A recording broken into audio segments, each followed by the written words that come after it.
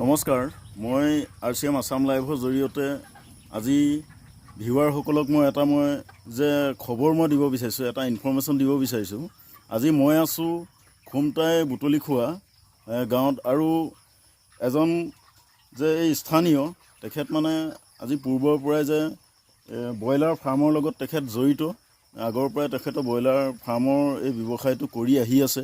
গতিকে তেখেতে এই ব্ৰইলাৰ ফাৰ্মৰ এই ব্যৱসায়টো কৰিবলৈ যাওঁতে এই ব্ৰইলাৰখিনি যিটো আমাৰ দৈহিক যিটো ইমিউনিটি ছিষ্টেমটো ষ্ট্ৰং কৰি ৰাখিবৰ কাৰণে আৰু ৰোগ প্ৰতিৰোধক ক্ষমতাটো বঢ়াবৰ কাৰণে, আৰু লগতে এই ব্ৰইলাৰখিনি কিছুমান যে সময়ে সময়ে আমাৰ কিছুমান যে ৰোগে আক্ৰমণ কৰে আৰু যাৰ ফলত মানে বহুতখিনি ক্ষতি হয়, তাৰ কাৰণে তেখেতে এটা মানে কি তেখেতৰ উপৰোক্ত যিখিনি এইটো ব্ৰইলাৰ যিটো কোম্পানী যিসকল পৰিদৰ্শক আছে, পৰিদৰ্শকসকলৰ মতে তেওঁ কিছুমান দিহা পৰামৰ্শ পাইছিলে, আৰু তাৰ ফলত আমাৰ এটা RCMৰ এটা মূল্যৱান এটা প্ৰডাক্ট হয়, যিটো সদ্যহতে মানে কি হয় যে এইটো যিটো আমাৰ এল'ভেৰা জুচ, এই এল'ভেৰা জুচটো বিশেষকৈ আমাৰ মানৱ দেহৰ কাৰণে উলিয়াইছিলে। কিন্তু হ'লেও আজি এই বস্তুটো ব্ৰইলাৰ মুৰ্গীক দি কি উপকাৰ পাইছে আমি তেখেতৰ মুখেৰে আমি জানো আহোঁ।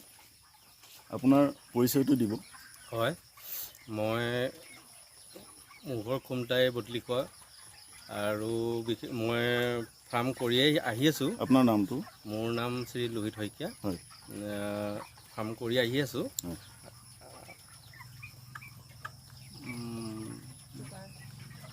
আমাৰ ছুপাৰভাইজাৰে ক'লে যে এল'ভেৰাটো এই গৰম দিনত আপুনি খুৱাব লাগে। তেতিয়া মই মানে এই এল'ভেৰাটো কিনি আনিলোঁ। আনি পেলাই মই খোৱাৰ পিছত ভাল ৰিজাল্ট পাইছোঁ।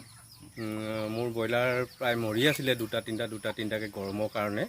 এইটো খোৱাৰ পিছত মই আজি 3 দিন হৈ গ'ল, কিন্তু এটা ব্ৰইলাৰ এতিয়ালৈকে মৰা দেখা নাই।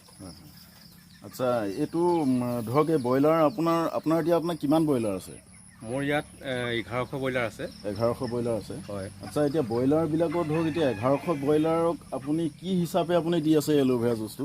মই 200 লিটাৰ পানীত 300 ml দিছোঁ। 200 লিটাৰ পানীত 300 ml দিছোঁ। 300 mlকৈ দিলে। তাৰমানে দিনটোত আপোনাৰ কেইবাৰ দিব লাগে এই বস্তুটো? এইটো মই দিনটোত আপোনাৰ 2বাৰ দিছিলোঁ, ৰাতিপুৱা গধূলি। আৰু এদিন মানে আপোনাৰ 900 ml লাগি গৈছে 3বাৰ খুৱাওঁতে। 3বাৰ মই দিলোঁ।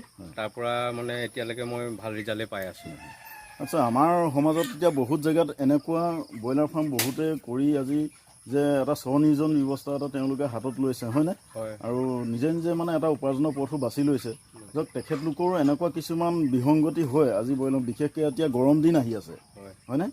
গতিকে মই এটা কথা কওঁ যে এই গৰম দিনৰ এই সময়ছোৱাত যে ব্ৰইলাৰবিলাক যে ধৰক তেনেকৈ যে মৰে, এইটো কি কাৰণে মৰে? আপোনাৰ ফালৰ পৰা কিবা মতামত দিবনে? ব্ৰইলাৰবিলাক মৰাৰ কাৰণ আপোনাৰ দৰৱখিনিতো অফিচৰ পৰা যোগান ধৰিয়ে থাকে। তাৰ উপৰি আমি কিছুমান মানে বেলেগ দৰৱো ইউজ কৰিব লাগে এই গৰম দিনৰ কাৰণে। বনৰ দৰৱ কিছুমান ব্যৱহাৰ কৰিব লাগে, তেতিয়া ভাল হয়। মই মানে নিজে প্ৰমাণ পাইছোঁ। আৰু এতিয়া আমাৰ সমাজত বহুতখিনি ব্ৰইলাৰ মানে যিখিনি আজি পুহি আছে যিসকল ব্যক্তিয়ে, আচ্ছা, তেখেতসকলৰ এনেকুৱা কিছুমান সমস্যা মানে তেখেতৰ প্ৰতি বছৰে পাই আছে, যে তেখেতলোকক আপুনি এই প্ৰডাক্টটোৰ জৰিয়তে কি ক'ব বিচাৰিব তেখেতক? যদি সিহঁতৰ তেনেকুৱা হৈছে, তো মোৰ ফালৰ পৰা ক'বলৈ গ'লে এইটো এল'ভেৰা জুচটো খোৱালে গৰম দিনত কিন্তু বহুতখিনি প্ৰটেকশ্যন পাব। বাৰু ধন্যবাদ। আপুনি আমাৰ সকলো ভিউৱাৰকে আপুনি এটা ভাল দিহা পৰামৰ্শ দিলে।